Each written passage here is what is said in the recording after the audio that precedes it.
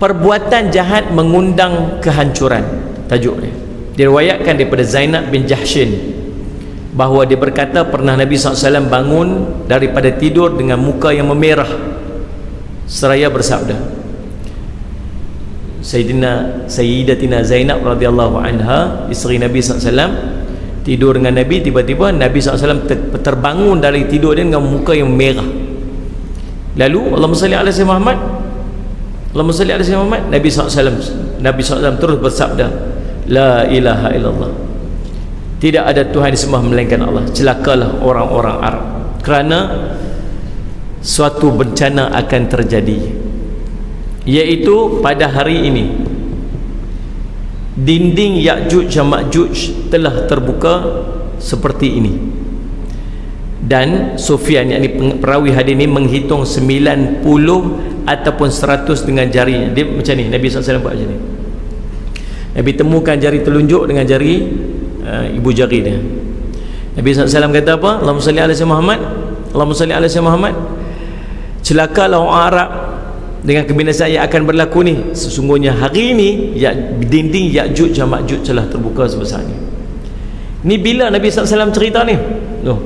1500 tahun yang lalu. Besar ni. Sekarang ni besar mana?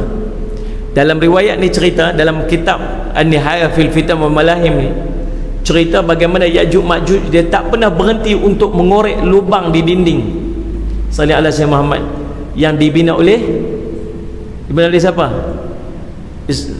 Iskandar Dzulqarnain, dibina oleh Dzulqarnain. Salih ala Sayyidina Muhammad, tak pernah berhenti korek.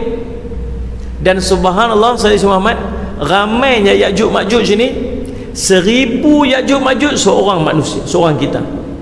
Ya'juj Ma'juj ni manusia lah. Dia bukan satu sistem ke, dia bukan satu, dia manusia, dia keturunan, dia anak cucu Nabi Adam juga. Tapi jumlah dia begitu ramai. Kalau seorang Ya'juj Ma'juj, dia takkan mati sebelum dia ada 1000 pewaris dia. Jadi subhanallah sallallahu alaihi wasallam, tuan-tuan, dan dia korek setiap hari, dan 1000 tahun yang lepas lubang dia telah melubangi tembok itu sebesar ini. Nabi SAW tunjuk. Kemudian hadis ni riwayat Imam Bukhari. Maksud hadis ni hadis sahih. Bila? 1000 tahun lepas. Besar mana? Dah besar ni lah. Sekarang ni besar mana? Wallahu a'lam. So, menunggu dan menanti-nanti untuk dia keluar. Kemudian Allahumma salli ala sayyidina Muhammad. Dan ada yang bertanya, wahai Rasulullah, apakah kita akan binasa padahal di antara kita masih ramai orang-orang yang saleh? Sahabat tanya, nanti kalau Ya'juj Ma'juj tu keluar, kita semua, dia bila Ya'juj Ma'juj keluar ni tuan-tuan, tak ada tempat yang dia pergi, semua rosak. Dia keluar ke satu tempat, Allahumma salli ala sayyidina Muhammad, tempat yang dia melintas, tempat itu akan dirosakkan dia. Setiap orang yang dia jumpa, dia akan bunuh. Ini Ya'juj Ma'juj. Dia bukan nak kekuasaan. Dajjal, dia nak memerintah, dan dia nak minta, ana rabbukumul a'la, dia kata, aku ni Tuhan kamu yang maha tinggi. Dia sebut sallallahu alaihi wasallam Muhammad, dan dia suruh orang beriman dekat dia, percaya dekat dia. Itu Dajjal. Tapi Ya'juj Ma'juj, dia bukan nak beriman, dia bukan nak memerintah. Dia keluar, dekat mana yang dia sampai, dia akan rosakkan, dia akan hancurkan. Orang yang dia berjumpa, dia akan bunuh mati sampai tak ada siapa dah depan dia. Lalu apa dia buat? Dia kata, sama-sama ada orang dia sembang, dia kata, kita dah bunuh semua orang dah, tak ada siapa dah dengan kita sekarang ni. Sekarang ni kita bunuh pula yang duduk di langit, dia kata.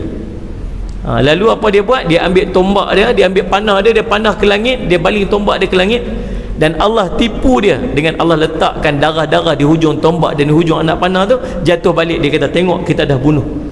Dan apabila bertembung di antara Nabi Isa dengan Ya'juj Ma'juj, Allah tak perintah Nabi Isa untuk pergi bunuh Ya'juj Ma'juj.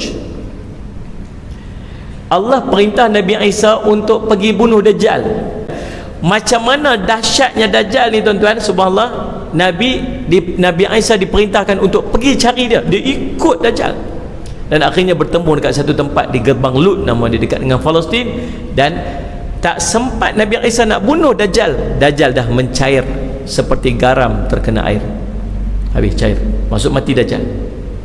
Tapi Ya'juj Ma'juj bila dia keluar, Nabi SAW, Nabi Isa tidak diperintahkan untuk pergi berlawan dengan Ya'juj Ma'juj, tetapi larikan diri.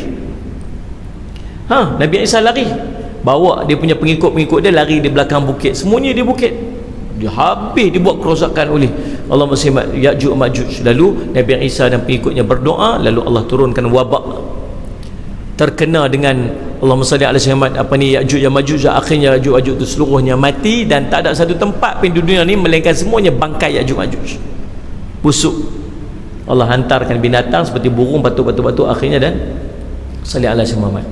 Para sahabat tahu tentang kisah Ya'juj Ma'juj ini, dia ni akan merosakkan dan membinasakan. Lalu apa yang ditanya oleh sahabat? Dia kata, ya Rasulullah, apakah kita semua akan binasa, sedangkan masih ramai di kalangan kita orang-orang saleh?